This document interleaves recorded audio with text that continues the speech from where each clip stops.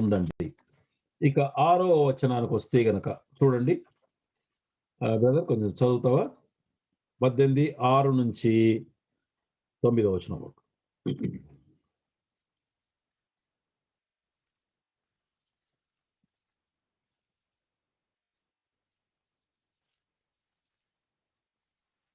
దావీదు ఫిలిష్తీయులను హతం చేసి తిరిగి వచ్చినప్పుడు స్త్రీలు ఇశ్రాయేలీయుల ఊళ్ళన్నిటిలో నుండి తంబురులతోనూ, సంభ్రమములతోనూ, వాద్యములతోనూ పాడుచు నాట్యమాడుచు రాజైన సౌలును ఎదుర్కొనుటకై వచ్చిరి.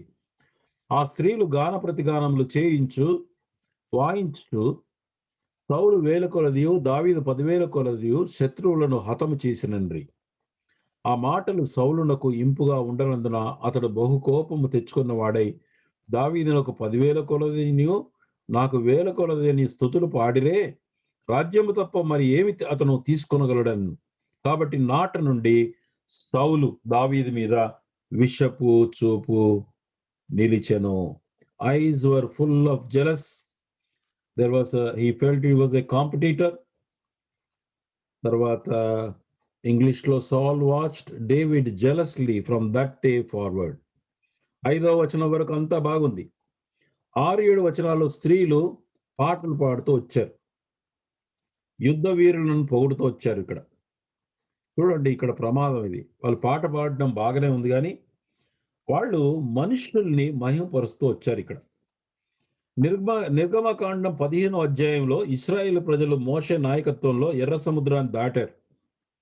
అప్పుడు వారికి గొప్ప అద్భుతం కనబడింది. ఇక్కడ కంటే గొలియాతును చంపడం కంటే గొప్ప విజయం అది. యాక్చువల్గా ఎర్ర సముద్రం పాయలుగా చీల్చి తడి లేకుండా ఆరిన నేలగా ఆ స్థలం మారిపోయి వారందరూ ఆ సముద్రాన్ని దాటారు. వెనుక నుండి వెంటాడుతున్న శత్రువులు, ఐగుప్తు రాజు సైన్యము నీళ్లలో మునిగిపోయి నాశనమైపోయారు. ఆ గొప్ప విజయము సంతోష సమయంలో కూడా స్త్రీలు మిరియాము ముందరగా పాడుతూ నాట్యం చేస్తూ వచ్చారు. అప్పుడు కూడా స్త్రీలు నాట్యం చేస్తూ పాడుతూ వచ్చారు ఆ గొప్ప విజయాన్ని చూసి. వాళ్ళు ఏమన్నారండి అప్పుడు? యెహోవాను గానము చేయుడి, ఆయన మిగుల అతిశయించి జయించెను, గుర్రములను దాని రౌతులను సముద్రములో ఆయన పడవేసెను అన్నారు వాళ్ళు. అక్కడ ఏం చేశారండి? పూర్తిగా దేవుని మహిమపరిచారు. ఎలాంటి సమస్య రాలేదు అక్కడ. యాక్చువల్గా జనులంతా ఏకంగా సంతోషించి దేవునిలో బలపడ్డారు. కేవలం దేవునికి మహిమ కలగాలి.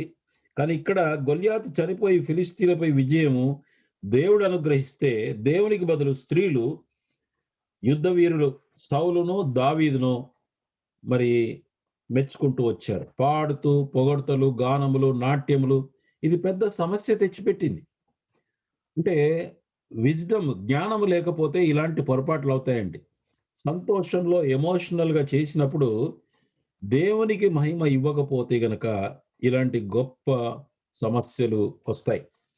ఇప్పుడు పెద్ద సమస్య వచ్చింది. ఇప్పుడు అంటే ఎర్ర సముద్రం దాటినప్పుడేమో దేవుని మహిమపరిచారు, ఇప్పుడేమో మనుషుల్ని పోగొడుతున్నారు. ఎంత ప్రమాదంకి దారి తీసిందో మనం అర్థం చేసుకోవాలండి. దావీదు 10,000 మందిని, సౌలు 1000 మందిని చంపారని అన్నప్పుడు దావీదు ప్రజల మధ్య బాగా పాపులర్ అయిపోయాడు. కానీ వాక్యంలో మనకేం రాసిందంటే, అతిశయించువాడు ఇర్మియా 9:24లో దేని బట్టి అతిశయించవలనగా భూమి మీద కృప చూపుచు నీతి న్యాయములు జరిగించుతున్న యెహోవాను నేనేనని గ్రహించి నన్ను పరిశీలనగా తెలుసుకుంటున్న బట్టి అతిశయింపవలను, అట్టి వారిలో నేను ఆనందించువాడినని యెహోవా సెలవిస్తున్నాడు. అరే, అతిశయిస్తే కేవలము నేను ఎవరు?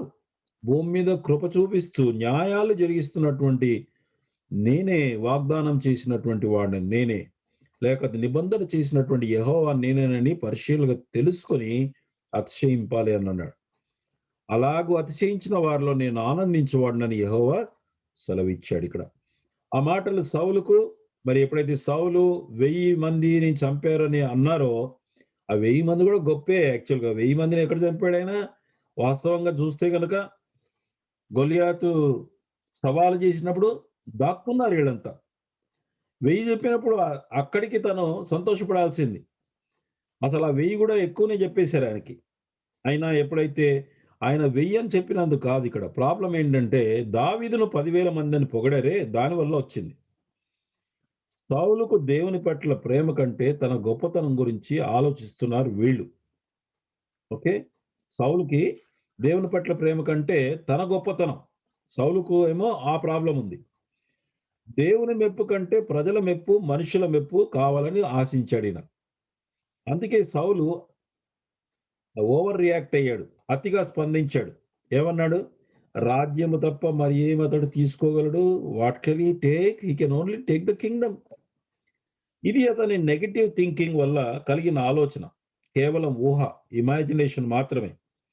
ఇట్టి అనవసరం ఇమాజినేషన్ అనేక సమస్యలకు దారి తీస్తుందని గుర్తుపెట్టుకోవాలి. ఎప్పుడైతే ఇలాగా అనవసరమైనటువంటి ఇమాజినేషన్ చేస్తామో, నెక్స్ట్ వర్స్‌లో దురాత్మ సౌలు మీదికి వచ్చేసింది.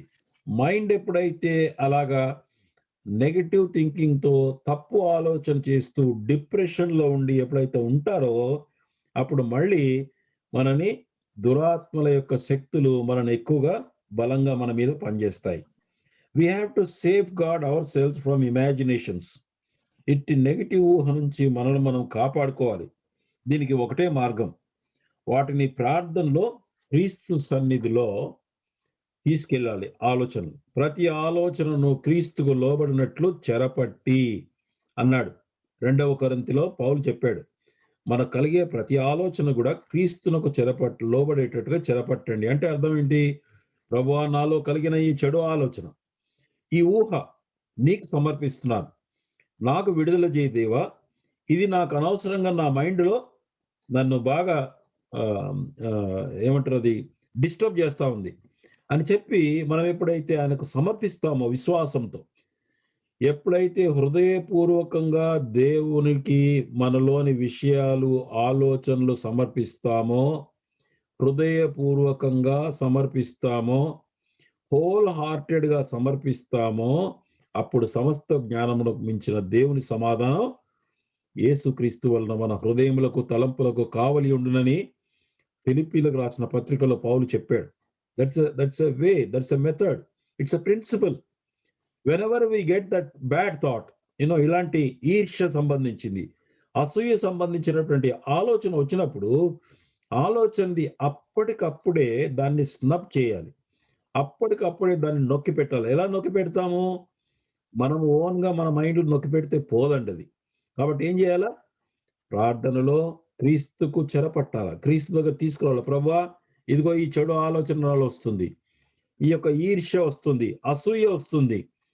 దీని నుంచి నన్ను విడుదల చేయమని ప్రార్థన చేస్తే ప్రభు అద్భుతంగా చేస్తాడు. ఇక్కడ పాటలు పాడి నాట్యం చేసిన స్త్రీలు దేవుని మహిమ పాడలేదు. సౌలును, దావీదును కొనియాడారు. మనుషులను వారికి నచ్చినటువంటి వీరులుగా, శూరులుగా వారు పొడిగారు.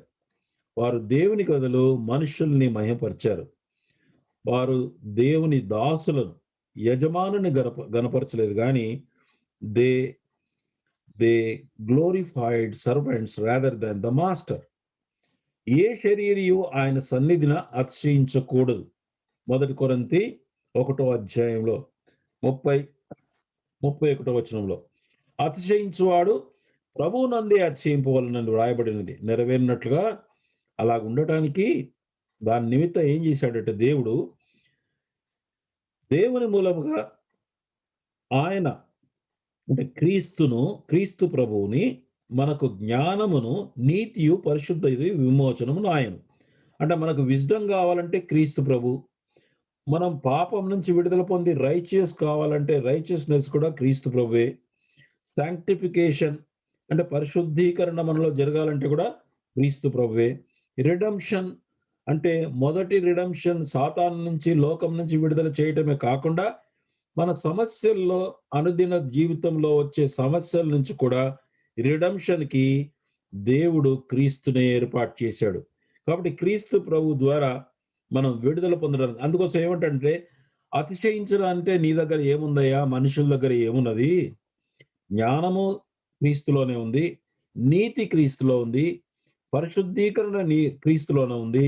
విమోచన కూడా క్రీస్తులో ఉందని ఎవరు మనుషులను బట్టి అతిశయించకుండగా దేవుని యందే అతిశయించాలని చెబుతూ వచ్చాడు.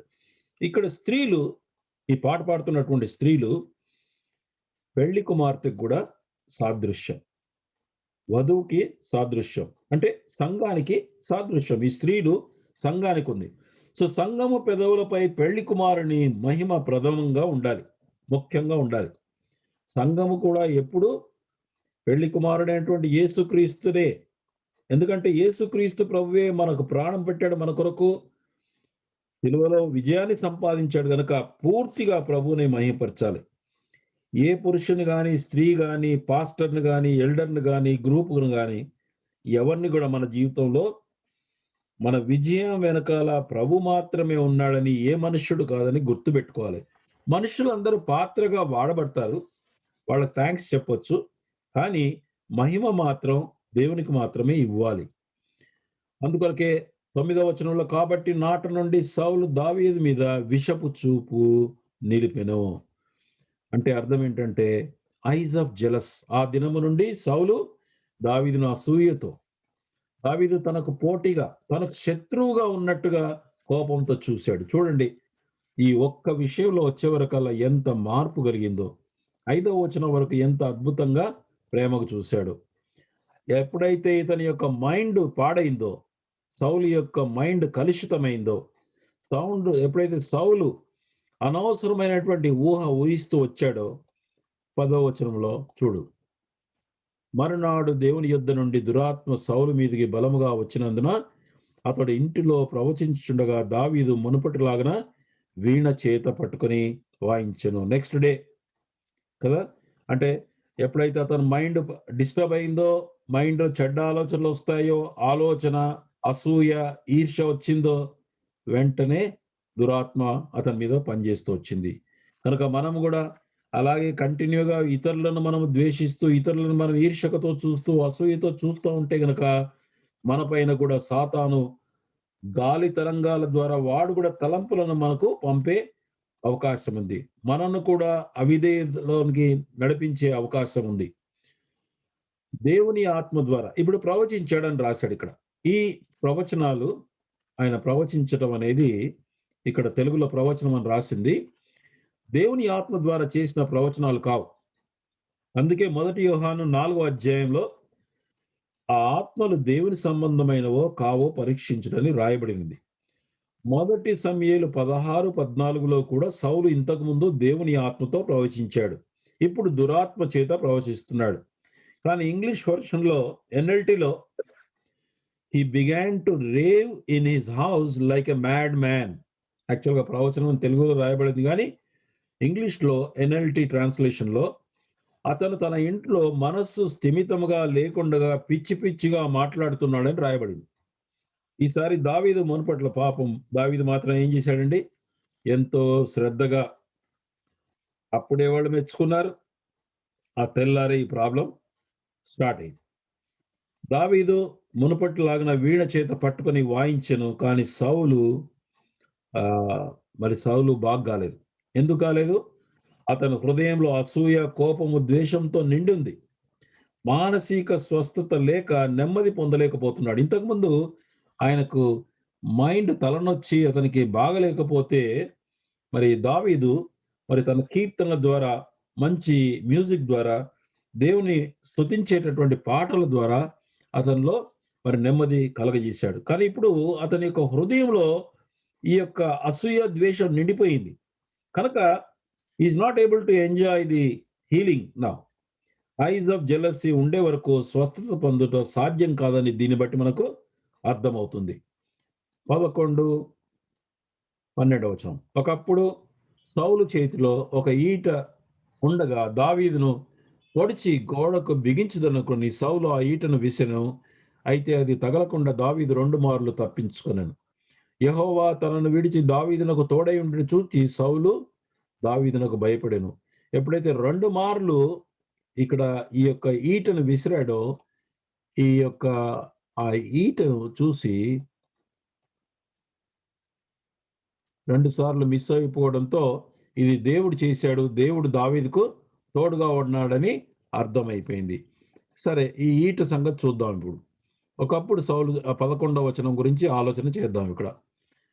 God balances our spiritual life. ఇది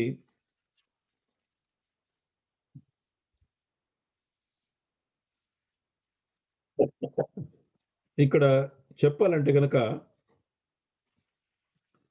ఆహ్, మనల్ని దీనులుగా చేయటానికి దేవుడు ఎవరినైనా వాడొచ్చు. ఇప్పుడు దావీదు యొక్క జీవితంలో మరి ఈట ఈ ఈటె విసిరినప్పుడు చెప్పాలంటే గనక ఒకవైపేమో స్త్రీలేమో పొగడుతూ అన్నారు. అది దావీదుకు పెద్ద పరీక్ష. చాలా మంది స్తుతి గీతాలు పొగడ్తలతో చెడిపోతారు. యాక్చువల్‌గా ఇలాంటి పొగడ్తలొస్తే గనక మరి చెడిపోయే అవకాశం ఉంటుంది. మనస్సు ఉప్పొంగి గర్విష్ఠులైపోతారు. అదే సమయంలో ఎవరైనా వారిని విమర్శన చేస్తే, వారిలో తప్పులను గనక చూపించి నేరారోపణ చేస్తే, ఒకవేళ అసత్య నేరారోపణలైనా సరే బహుగా కృంగిపోతారు. అంటే వారిని గొప్పగా మెచ్చుకుంటేనేమో ఉప్పొంగిపోయి గర్విష్ఠులవుతారు. ఒకవేళ గనక తప్పులున్నాయని విమర్శన చేస్తే మాత్రం, ఆ విమర్శ విని కృంగిపోతారు. కానీ దావీదు కాపరిగా ఉన్నప్పుడు ఈ విషయాన్ని నేర్చుకొని ఉంటాడండి. అక్కడే నేర్చుకొని ఉంటాడు. ఎట్లాగా? అంటే అతను సింహాన్ని చంపాడు. అక్కడ గొర్రెలు ఉన్నాయి.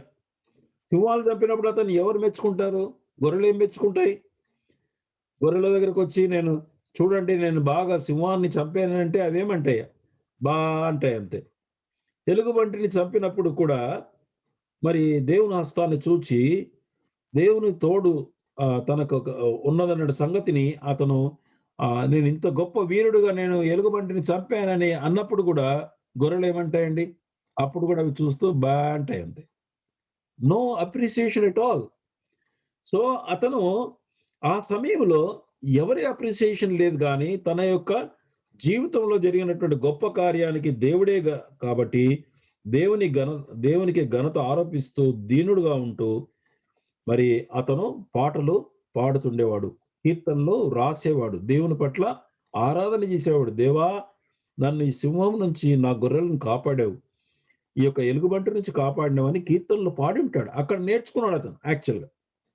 అందుకే ఇప్పుడు సౌలు ఎప్పుడైతే ఈట విసిరాడో అప్పుడు మరి ఆహ్, అతను ఆ విషయాన్ని గురించి చాలా దీనుడుగా ఉన్నాడు. లేకపోతే ఇంకో మాట చెప్పాలంటే గనక అతను ఆ స్త్రీని పొగిడినప్పుడు కూడా ఎంకరేజ్‌మెంట్ అయుంటాడు. He must have been encouraged. But అతను ఉబ్బిపోలే. గర్విష్టి కాలే. అంతే కాకుండా దేవుడేం జేశాడంటే, మరి వెంటనే ఈ యొక్క ఈట పట్టుకొచ్చాడు. అప్పుడే మెప్పొచ్చింది. తెల్లారే ఈట పడింది మీదికి. ఇతను ఇంకొక మనము గుర్తు జేసుకోవాలంటే పాతదేంటంటే అతను మరి ఎప్పుడైతే తను పోరాడడానికి వెళ్ళాడో ఎవరిని మన గొలియాతును పోరాడడానికి వెళ్ళినప్పుడు మరి సాతానుడు వాళ్ళ అన్నను పంపించి అన్న ద్వారా దావీదు మీద అసత్య ఆరోపణలు చేసి మరి అతను అక్కడి నుంచి వెళ్ళిపోవాలన్నట్టుగా ప్రయత్నం చేశాడు.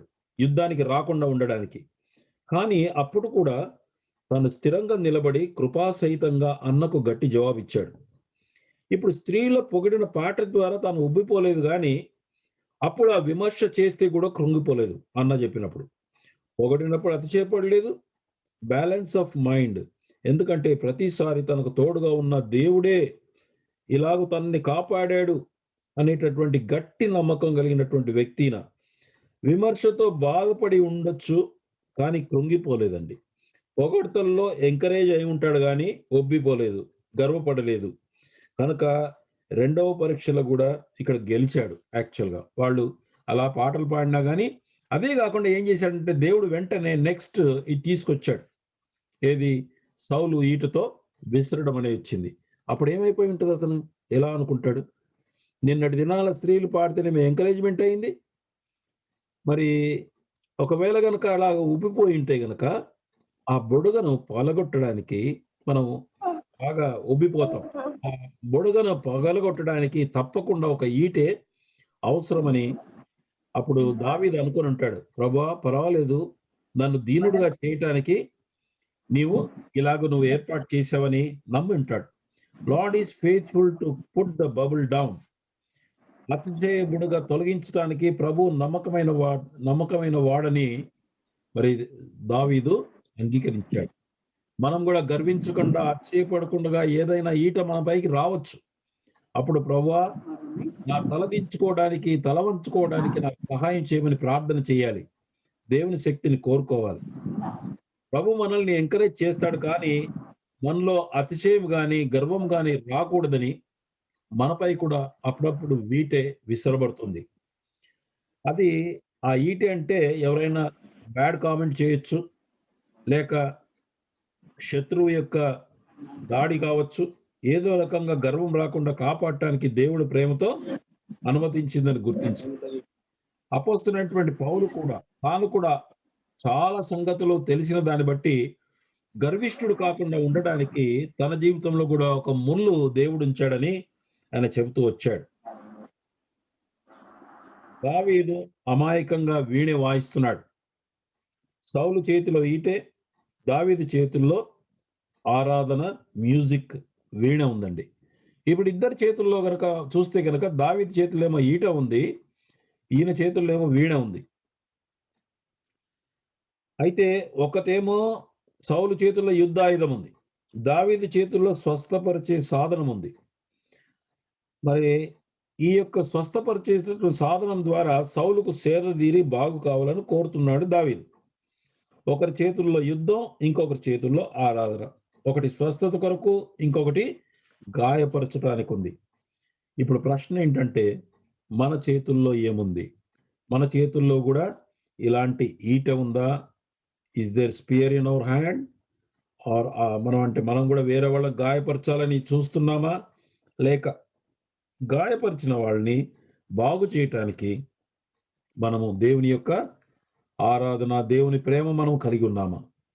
దాన్ని బట్టి మనం కుటుంబంలో గాని, సేవలో గాని ఎలాంటి వారమో తెలిసిపోతది. మన యొక్క బిహేవియర్‌ని బట్టి తెలిసిపోతది. ఇప్పుడు సౌలు, దావీదు ఇద్దరు నాయకులు. ఇద్దరు అభిషేకం పొందినవారు. ఇద్దరికి దేవుని పిలుపుంది. కానీ ఒకరు పతనమవుతున్నారు. One is on the down. సౌలు పడిపోతున్నాడు. అయితే ఇంకొకరు ఆన్ ద వే అప్ అధికమవుతున్నాడు. దావీదు అభివృద్ధి పొందుతున్నాడు. కదండీ! ఇద్దరిలో మనం చూస్తే ఇంకా స్పిరిచ్యువల్‌గా ఒకరు డౌన్ అవుతున్నారు. ఒకరు పైకి పోతున్నారు. నీ చేతిలో ఏ ఆయుధం ఉందో దాన్ని బట్టి నువ్వు దిగజారుతున్నావో, లేక ఆత్మీయంగా వృద్ధి పొందుతున్నావో చెప్పొచ్చు ఇక్కడ. నీవు ఈటెను అంటే నీ భార్య పైనో, లేకపోతే ఇతరుల పైనో, లేకపోతే నీ బాస్ పైనో, నీ సబార్డినేట్స్ పైనో వారిపైన ఈట విసిరినావనుకోండి. లేక నీ పరిచర్యలో ఇతరులపై ఈట విసిరావనుకోండి. దాన్ని బట్టి ఏమర్థం అంటే ఆత్మీయంగా దిగజారిపోతున్నట్టు లెక్క. మరి దావీదేమో ఆత్మీయంగా ఎదుగుతూ ఉన్నాడు. సౌలు తన వైపు ఈటను విసిరినప్పుడు తిరిగి దావీదు విసరలే. అందులో రెండవసారి కూడా ఈట విసిరాడు. ఒకసారి కాదు, మొదటిసారి అంటే పోనీలే అనుకోవచ్చు. కానీ రెండవసారి కూడా విసిరినప్పుడు తర్వాత అధ్యాయంలో చూస్తే 19వ అధ్యాయంలో మూడవసారి కూడా దావీదు చంపాలని ఉద్దేశించి ఈటను విసిరాడు. దావీదు యవనస్తుడు, మనం అర్థం చేసుకోవాలి. గొల్లియాతును జయించిన వాడు. ప్రజల్లో చాలా పాపులారిటీ ఉంది. చాలా సులభంగా వెనక్కు తిరిగి సౌలును ఈటతో కొట్టి అక్కడికక్కడే చంపగలిగే శక్తి ఉంది. కానీ దావీదు అలా చేయలేదండి. తిరిగి ఈటను విసరలే. కేవలము తలదించుకొని తప్పించుకున్నాడు. దేవుడు కాపాడాడు అతన్ని. అంతేకాదు, సౌలు ఏ పని చేస్తే, ఏ పని చెబితే ఆ పని చేశాడు. మూడవసారి కూడా సౌలు దగ్గర ఉండటం క్షేమం కాదని గ్రహించి అక్కడి నుంచి వెళ్ళిపోతాడు తర్వాత. సౌలు తనకు శత్రువుగా మారిన దావీదు అతన్ని ప్రేమిస్తూ వచ్చాడు. ఇక ఈయన చరిత్ర చూస్తే గనక మరణం వరకు సౌలును ప్రేమిస్తూనే వచ్చాడు. మరణం తర్వాత కూడా సౌలును గౌరవించాడు దావీదు. అయితే దావీదు చేతకాని వాడి వలె కాకుండా తలదింపి తప్పించుకున్నాడు. చేత కదా దావీదుకి? చేతనవును. కానీ తలదించుకున్నాడు. దేవుడు అతని రక్షకుడుగా కాపాడుతూ వచ్చాడు. అయితే దావీదు ఎందుకు చేశాడు ఇలాగా? వై? దావీదు లాంటి ఆత్మీయ స్థితి మనకెందుకు రావాలి? మన పాఠం ఏంటి? దావీదు, ఇది ఇంపార్టెంట్ లెసన్ అండి. దావీదుకు స్పష్టమైన అవగాహన కలిగింది. ఏంటది? సౌలును దేవుడు ఇక్కడ నుండి తీసుకెళ్లే వరకు, అంటే మరణం వరకు సౌలు తన నిమిత్తము, అంటే దావీదు నిమిత్తము ఏర్పాటు చేయబడిన అనాయింటెడ్ వెజల్‌గా, ఇన్‌స్ట్రుమెంట్‌గా ఉన్నాడని దావీదు గ్రహించాడు. అంటే దావీదు యోగ్యుడైన వ్యక్తిగా, దేవుని యొక్క పాత్రగా, రేపటి దినంన గాడ్ ఈజ్ అనాయింటెడ్ సాల్ for me and to make me a man that I suppose to be. నేను ఎలాగో ఎదగాలో, ఏ యోగ్యతలోనికి రావాలో దాని కొరకు దేవుడు సౌలును అభిషేకించి నా కోసం ఉంచాడు అనుకున్నాడు. అందుకే అతన్ని తిరుగుబాటు చేయలేదండి. అయితే సౌలు నన్ను వెంటాడుతున్నాడు. అక్కడి నుంచి తొలగించాలనుకున్నాడు. నా జీవితాన్ని దుర్భరంగా, మిజరబుల్‌గా చేస్తున్నాడు. అయినా నా నిమిత్తము నేను దేవుడు కోరిన రూపంలో మార్చబడటానికి, ఆయన సారూప్యంలో, దేవుని సారూప్యంలో మార్చబడటానికి దేవుడు ఏర్పరిచిన సాధనంగా సౌలు భావించాడు. మరి ఈ రకంగా మనం కూడా మన జీవితంలో ఆలోచించాలి. నీ ఉద్యోగంలో ఉన్నావా? నీ యజమానుడి గురించి, నీ బాస్ గురించి అలాగే ఆలోచించు. 1 పేతురు 2:18 పనివారలారా, మంచివారును సాత్వికులైన వారికి మాత్రము కాక ముష్కరులైన మీ యజమానులు అంటే మొండివారు, మూర్ఖులైన యజమానులకు పూర్ణ భయముతో లోబడి ఉండండి అన్నాడు. నీ బాస్ నిన్ను వెంటాడొచ్చు. లేక నీ భార్య, నీ భర్త వింతగా కొన్నిసార్లు వెర్రిగా ప్రవర్తించొచ్చు. లేక మీ పాస్టర్ గాని, మీ చర్చ్ ఎల్డర్ గాని మరి అలా కనబడొచ్చు సౌలులాగా. లేక మీ తల్లిదండ్రులు ఎప్పుడు తప్పులు ఎత్తి చూపేవాళ్ళుగా ఉండొచ్చు. ఎవరైనా సరే, నా వైపు ఈటె విసిరిన ఎడల నన్ను సౌలు వలె వెంటాడవచ్చు, నన్ను తుడిచివేయాలని కోరేవాళ్ళు కావచ్చు. నేను బాగా అలసిపోయాను, ఐఎమ్ సిక్ ఆఫ్ దెమ్, నా ప్రాణం విసిగిపోయింది, నాకు అవకాశం దొరికితే వారిని పడగొడతా అన్నంత కోపం ఉండొచ్చు. అయితే సౌలు దావీదు సంఘటన ద్వారా దేవుడితో మనతో మాట్లాడుతున్నది ఏంటి? నీ జీవితంలో దేవుడు అభిషేకించిన సాధనాలుగా గుర్తించండి మీరు కూడా. నా కుమారుడా, నా కుమార్తె, నిన్ను ఆత్మీయంగా ఎదిగించుటకు, దేవుని రాజ్యంలో నిన్ను క్రీస్తుతో పాటు ఉంచుటకు, యోగ్యత కలుగుటకు వీరంతా దేవుని చేతిలోని సాధనములు, దేవుని యొక్క ఇన్స్ట్రుమెంట్స్ ఆఫ్ గాడ్ అని నమ్మండి మీరు. దేవునికి తెలియకుండా ఏది ఉండదని, మన జీవితంలో సమస్తాన్ని కూడా దేవునికి తెలుసు, ఆయన అనుమతిస్తాడు. సౌలు లాంటి వ్యక్తుల్ని మన జీవితంలో ఉండొచ్చు, ఎవరైనా కావచ్చు. సమయం పూర్తయినప్పుడు ఆ పరిస్థితి ఆగిపోతుంది. కానీ ఆ సమయం ఎప్పుడు పడుతుందో, ఎంత పడుతుందో, ఎప్పుడొస్తుందో అది మనకు తెలీదు. అది దేవునికే తెలుసు కాబట్టి మనం చాలా ఓపికగా ఈ పరిస్థితి కలిగినప్పుడు మళ్ళీ తిరిగి మాత్రం ఈటె విసరకు. నీ వైపు ఎవరైనా ఈటె విసిరారనుకోండి, don't throw the spear again.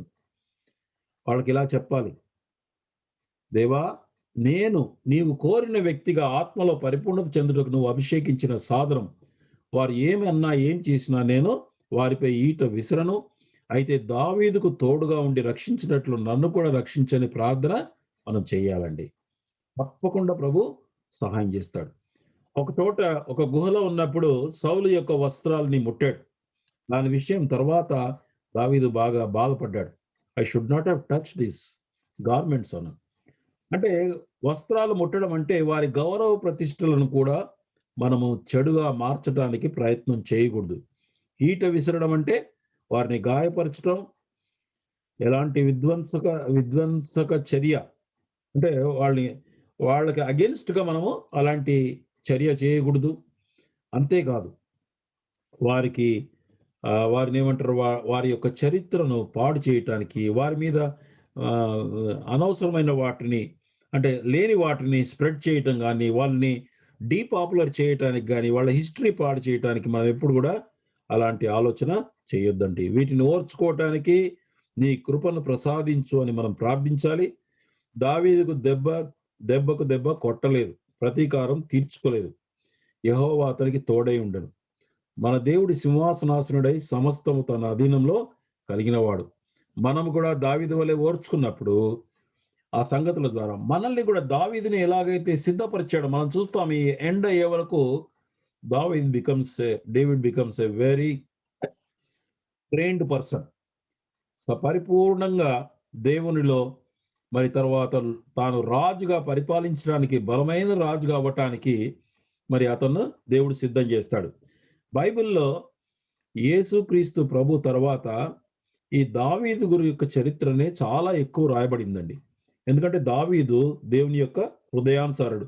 దేవుని యొక్క హృదయానుసారుడు ఎలాగయ్యాడంటే, సౌలు లాంటి వ్యక్తులు తనకి అగెన్స్ట్ గా ఉండినా కూడా పగ తీర్చుకొనక ఓర్చుకొని ఎంతో దీనత్వంతో దేవుని యొద్ద వేచి ఉండి దేవుని సహాయం తీసుకొని తాను మరి అలాగ కాపాడుకుంటూ వెళ్ళిపోతూ వచ్చాడు.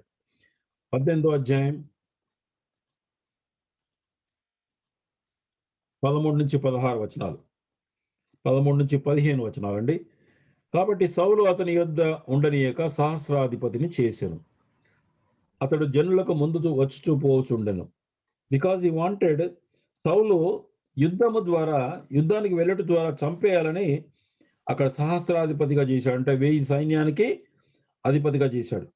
కానీ ఇక్కడ మనం చూస్తుంది ఏంటంటే, అతను ప్రతిసారి విజయాన్ని పొందుకుంటూ ఇంకా తన క్రెడిట్లో విజయాన్ని వస్తా ఉన్నాయి.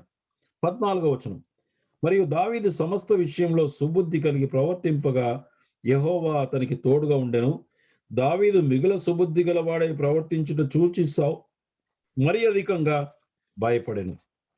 సౌలుకి ఇంకా అంటే ఇలాంటి కష్టమైనటువంటి వాతావరణం ఉన్నా గాని సుబుద్ధి కలిగి ప్రవర్తించటం అనేది అంత సులభమైంది కాదండి. ప్రశాంత వాతావరణంలో ఉండొచ్చు కానీ సౌలు ద్వారా వ్యతిరేకత, ముందు శత్రువు ఇంతటి కలవరంలో కూడా సుబుద్ధిగా వైస్గా బిహేవ్ చేయడానికి కారణం ఏంటంటే, ప్రతిసారి దేవుని యొక్క సహాయాన్ని పొందుకుంటూ వచ్చాడు దావీదు. యెహోవా అతనికి తోడుగా ఉండనని రాయబడింది. మన జీవితంలో ఇలాంటి కలవరం వచ్చిన నిన్ను ఏమాత్రం విడువను, నిన్ను ఎన్నడూ ఎడబాయనని ఆయనే చెప్పెను. ఈ వాగ్దానం జ్ఞాపకం చేసుకుని దేవుని సన్నిధిలో ఉదయం సాయంకాలం ఆయన వాక్యంతో గడిపిన ఎడల అన్ని విషయాల్లో వైజ్గా ప్రవర్తించడానికి మనకు సహాయం కలుగుతుంది. ఇది చూచి సౌలు మరి అధికంగా దావీదుకు భయపడ్డాడు. మనకు దేవుడు తోడుగా ఉంటే మనకు వ్యతిరేకులుగా ఉన్నవారు చూసినప్పుడు వారికి కూడా భయం వేస్తుంది.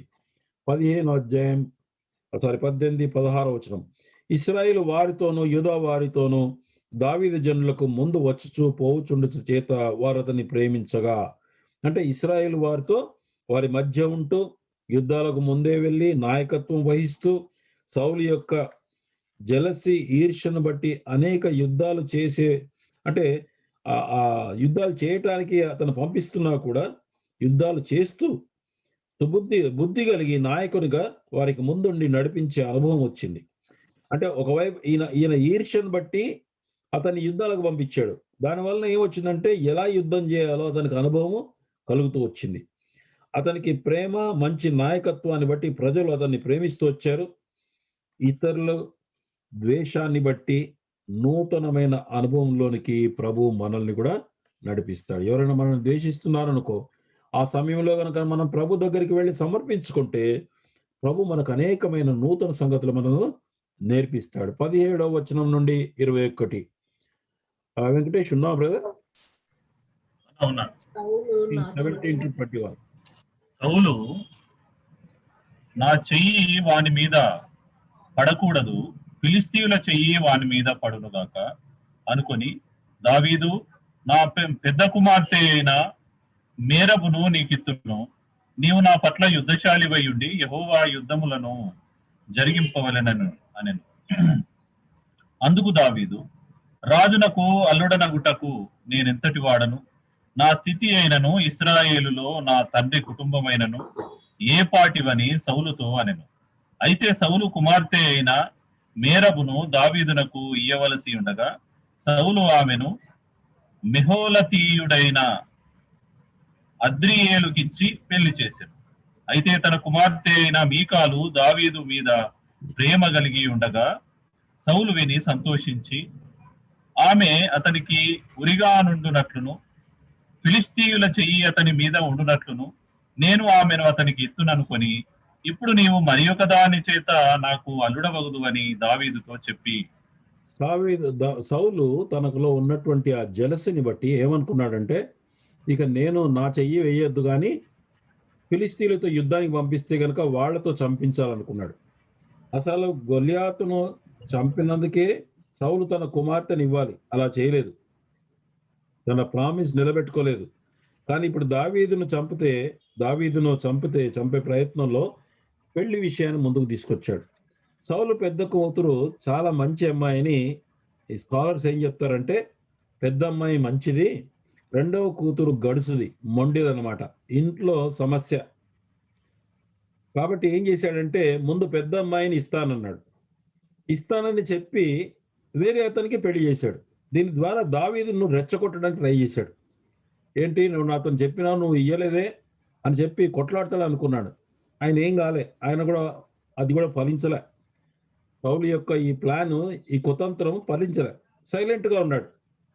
ఈలోపు మీకాలు రెండవ కూతురు దావీదుని ప్రేమిస్తుందని తెలిసి ఇక ఆమెను వాడుకొని దావీదుకు ఉరిగా ఏర్పరచాలని తలంచి సౌలు సంతోషించాడు. ఒకటేంటంటే మా ఇంట్లో సమస్య పోతది. ఈ మొండిది, గడుసుది, చెప్తే వినదు అన్న విషయాన్ని బట్టి. అదే కాకుండా ఆయనకు అంటగట్టినమనుకో దావీదుకు, ఇక కుమార్తెను బేస్ చేసుకొని నేను పని చేయొచ్చు ఆయన అగేన్స్ట్‌గా అనుకున్నాడు. అయితే అట్లా అనుకొని సౌలు సంతోషించాడు. అబ్బా! ఓకే. Nice now. ఎందుకంటే ఈ మీకాల్ కదా! Michal is a right person now to deal with అనుకున్నాడు. అప్పుడు మళ్ళీ ప్రపోజల్ దావీదుకు పంపించాడు. Verse 22-27 brother. ప్లీజ్. తన సేవకులను పిలిపించి, మీరు దావీదుతో రహస్యముగా మాట్లాడి, రాజు నీ యందు ఇష్టము కలిగి ఉన్నాడు, అతని సేవకులందరూ నీ ఎడల స్నేహముగా ఉన్నారు, కాబట్టి నీవు రాజునకు అల్లుడవు కావలెనని చెప్పవలెనని ఆజ్ఞ ఇచ్చాను. సౌలు సేవకులు ఆ మాటలను బట్టి దావీదుతో సంభాషింపగా, దావీదు, నేను దరిద్రుడనై ఎన్నిక లేని వాడనై ఉండగా రాజునకు అల్లుడనగుట స్వల్ప విషయమని మీకు తోచునా అని వారితో అనగా, సౌలు సేవకులు దావీదు పలికిన మాటను అతనికి తెలియజేశాను. అందుకు సౌలు ఫిలిస్తీయుల చేత దావీదును పడగొట్టవలనన్న తాత్పర్యము గలవాడై, రాజు ఓలిని కోరక రాజు శత్రువుల మీద పగ తీర్చుకొనవలెనని ఫిలిస్తీయుల నోరు ముందోళ్ళు కోరుచున్నాడని దావీదుతో చెప్పుడనెను. సౌలు సేవకులు ఆ మాటలు దావీదునకు తెలియజేయగా, తాను రాజునకు అల్లుడు కావాలనన్న కోరిక గలవాడై గడువు దాటక మునుపే లేచి తన వారితో పోయి ఫిలిస్తీయులలో 200 మందిని హతము చేసి వారి ముందోళ్లు తీసుకుని వచ్చి రాజునకు అల్లుడగుటకై కావలసిన లెక్క పూర్తి చేసి అప్పగింపగా, సౌలు తన కుమార్తె అయిన మీకాలును అతనికి ఇచ్చి పెళ్లి చేశాను. ఇక ఏంటంటే పెళ్లి చేయటానికి ఆ రోజుల్లో ఇశ్రాయేల్ దేశంలో వాళ్ళ పద్ధతి ప్రకారంగా ఏంటంటే అబ్బాయిలే కట్నం ఇచ్చుకోవాలి, ఓలి ఇచ్చుకోవాలి వాళ్ళకి. So dowry. కానీ మన దేశంలో అమ్మాయిల దగ్గర నుంచి కట్నం తీసుకుంటారు. రివర్స్ ఉంది మన దగ్గర. అయితే అందుకోసమే దావీదు ఏమంటాడంటే, అరే నేను రాజుకు అల్లుడు కావాలంటే అంత డబ్బు నా దగ్గర ఎక్కడున్నదయ్యా, నేను దరిద్రుణ్ణి, ఎన్నిక లేని వాడిని, నేను రాజుకు అల్లుడు అవడం అనేది సామాన్యమైన విషయమా, ఎంత తీసుకురావాలని అన్నాడు. అప్పుడు వాళ్ళు మళ్ళీ ఫిలిస్తీన్ల చేత చంపాలనేటటువంటి ప్లాన్తో ఏమన్నాడంటే, వాళ్ళ ఫిలిస్తీన్లను 100 మందిని చంపాలని దావీదు చెప్పాడు. చెబితే కనుక అప్పుడేం చేశాడంటే, దావీదు తన మనుషులను తీసుకొని పోయి తనతో తన పరివారాన్ని తీసుకొని పోయారు. పోయి దావీదు తన 200 మందిని చంపి ఆ రుజువులు తీసుకొచ్చాడు. చివరికి మీకాలును దావీదు ఇచ్చి పెళ్లి చేశాడు. కానీ సౌలు దావీదు మీద పగ పోలేదు. పగ మాత్రం అట్లాగే ఉంది. ఎన్ని ప్రయత్నాలు చేస్తున్నాడో. 28-30. యెహోవా దావీదునకు తోడుగా ఉండుటయు తన కుమార్తె అయిన మీకాలు అతని ప్రేమించుటయు సౌలు చూచి దావీదునకు మరి ఎక్కువగా భయపడి ఎల్లప్పుడూ దావీదు మీద విరోధముగా ఉండెను. ఫిలిస్తీయుల సర్దారులు యుద్ధమునకు బయలుదేరుచు వచ్చిరి. వారు బయలుదేరినప్పుడెల్లా దావీదు బహు వివేకము కలిగి ప్రవర్తించుచూ రాగా, సౌలు సేవకులందరికంటే అతని పేరు బహు ప్రసిద్ధికెక్కెను. యెహోవా దావీదుకు తోడుగా ఉండుట సౌలుకు పదే పదే రుజువు చేస్తూ ఉన్నాడు దేవుడు. దానికి తోడు తనకు అనుకూలంగా తన కూతురు మీకాలు ఉంటుంది అనుకున్నాడు. కానీ నిజంగానే మీకాలు దావీదును ప్రేమించడం చూసినప్పుడు సౌలు దావీదుకు ఇంకా ఎక్కువ భయపడిపోయాడు. దావీదుకు విరోధంగా మారిపోయాడు. Even my wild daughter loves him. అంటే మొండిగా ఉండే, గడుసుగా ఉండేటటువంటి ఈ అమ్మాయి మరి ఆమె కూడా అతన్నే ప్రేమిస్తుందన్నప్పుడు అతనికి చాలా భయమేసింది. అంటే తనకు సపోర్ట్ ఏం లేదని అనుకున్నాడక్కడ. దావీదు పేరు సౌలు సేవకులందరికంటే బహు ప్రసిద్ధికెక్కెను 30వ వచనంలో.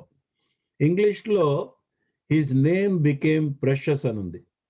దావీదు పేరు అందరికంటే ప్రశస్తమైనది.